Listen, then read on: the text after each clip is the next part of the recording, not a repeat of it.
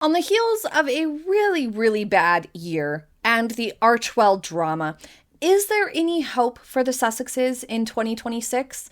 They've lost their staff, they've downgraded and downsized their charity, they've lost the Netflix deal, their last hope for consistent, steady income and to signal to every other company out there that they can deliver value and views and sell. Things are not looking good for Harry and Meghan going forward.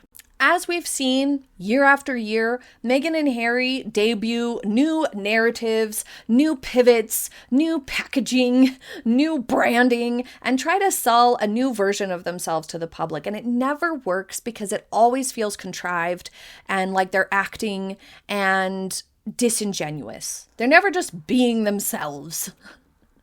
So, of course, it leads everyone to wonder, what are we going to get in 2026? For over 5 years now, Meghan Markle has been hyper-focused on her story, sharing her story, and every speaking opportunity, interview, or otherwise is used as another chance to repeat her story and hear her story from her own mouth in her own words and have a moment for her story. How many times have we heard the same stories from her, repeatedly telling us the dish soap story, or that she wraps gifts? Far too many.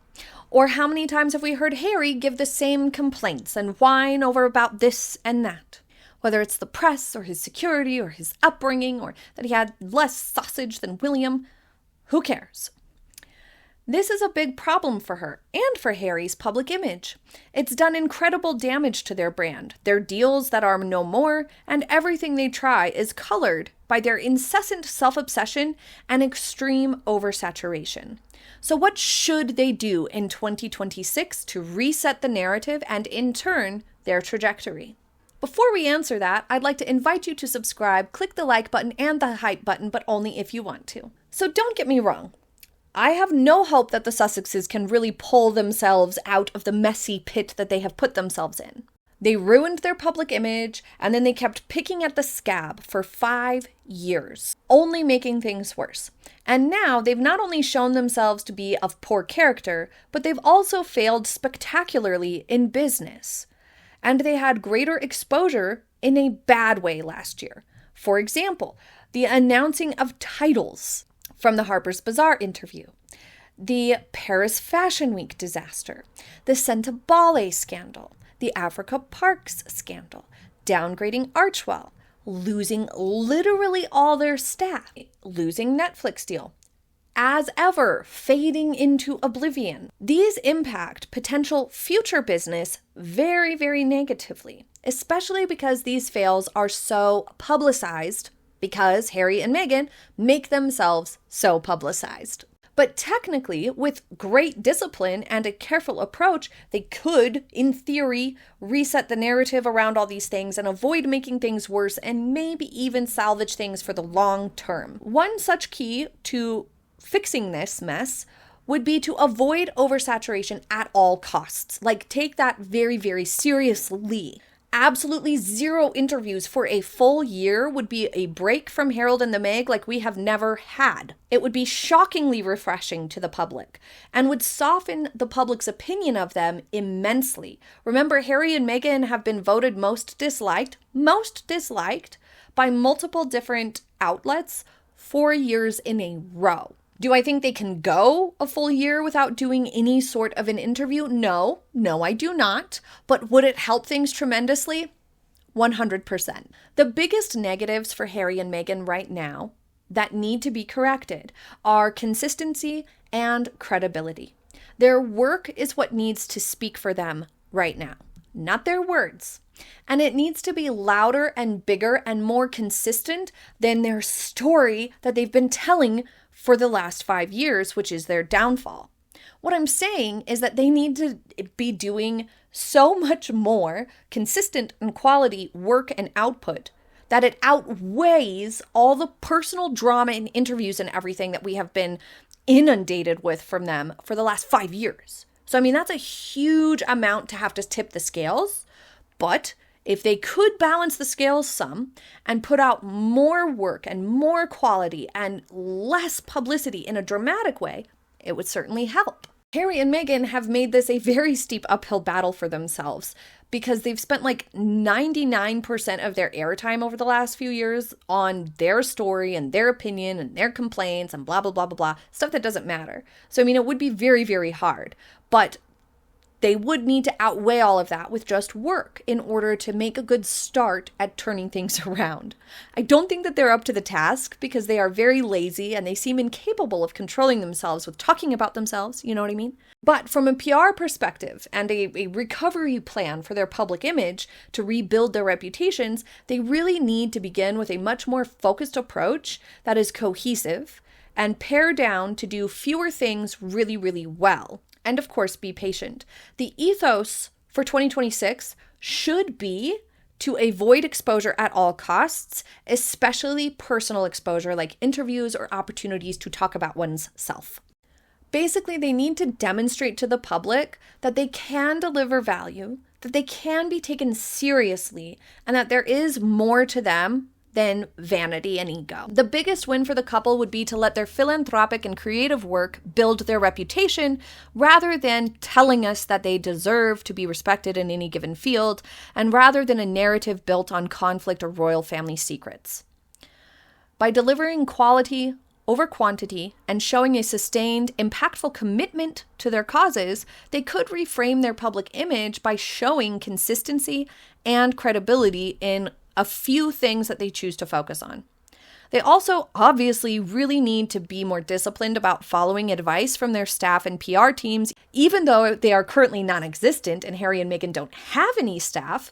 Should they choose to work with any staff in 2026, they need to listen rather than go behind their backs, behind the backs of their employees, behind the backs of the experts and the PR people, which has reportedly spoiled previous efforts, but also undoes all the work that somebody who knows what they're doing in a PR space is trying to do. Following the financial questions and a deficit in their 2024 tax filings for Archewell, being transparent and demonstrating where donations are going will be critical, and elevating, publicizing results and actual grants and whatnot being given out needs to take priority over publicizing the act of Meghan and Harry doing or being involved at all. Especially now that Archewell has changed its structure, they have the potential to start this fresh with a huge amount of transparency, unlike that which we have ever seen from Harry and Meghan, in order to sort of reset the narrative around Archewell and show that they can be trusted by the public, and that they can actually be productive or impactful in any way. They also should lower their personal profile overall. Regroup. Attempt to do some actual prolonged good and step back from constant publicity could definitely lower scrutiny of the couple if they are seen as working harder behind the scenes and not taking credit for it all the time and not pushing that part out into the public sphere so much, would definitely help them be taken a little bit more seriously and give them a break from the constant scrutiny and criticisms. Because Harry and Meghan are so incessant with putting themselves out there and putting out publicity and statements and comments and blah, blah, blah, blah, blah, and interviews all the time that there's never a reprieve from exposure and therefore never a reprieve from criticisms. So by taking a step back and not publicizing things and taking a break from public view, but still working on things, would solve two problems at once. It would allow them to be viewed as actually taking something seriously and committing to it a little bit harder. And it would allow for a little less criticisms. Because if somebody's not putting themselves out there, you're not going to criticize it, like duh, because there's nothing there. It seems every January we hear or see headlines that this year is make or break for the Sussexes, and that somehow squirrel around so much that they slither by. And nothing breaks. But 2025 saw more real consequences, more things breaking down than any other year so far. The king enforced clear boundaries. Harry lost his security case appeal. With Love Meghan is over. Netflix retreated. There's no more podcasting opportunities. As Ever is failing. And all her CEO PR will just be salt in that wound. Parents Network closed. Archewell collapsed. Meg had to pay for her interviews. She didn't get invited to the red carpet events that she longs for. The gala she was meant to speak at was canceled. Santa Bale fell apart. Africa Park's scandal became a bigger deal. That's a lot for real-world consequences in 1 year. And we saw them get rid of tons of staff and enact cost-saving measures because of this. So this year might actually be make or break for real this time. If they can't salvage As Ever and what's left of Archewell, they literally have nothing left. With Archewell dissolved into this leaner fiscal sponsor model, the focus should be on making this new charitable structure work despite staff losses and financial questions, and they should focus on rebuilding trust in that brand with the public. And the only way to do that is through extreme transparency and extreme focus on outcomes, results, actually producing something of change and having that be the headline, not Harry and Meghan showing up to get an award they didn't deserve and bought, or Harry and Meghan going and giving a speech somewhere. No, that needs to not be the focus of the publicity. The focus of the publicity needs to be this amount donated to this thing, these people helped by this grant, this project actually accomplishing something and getting results from something, not fear-mongering from Harold's ill-informed understanding of some big concept. As Ever is also in a really critical space right now. It was revealed that they're sitting on hundreds of thousands of inventory that is not moving fast enough at all.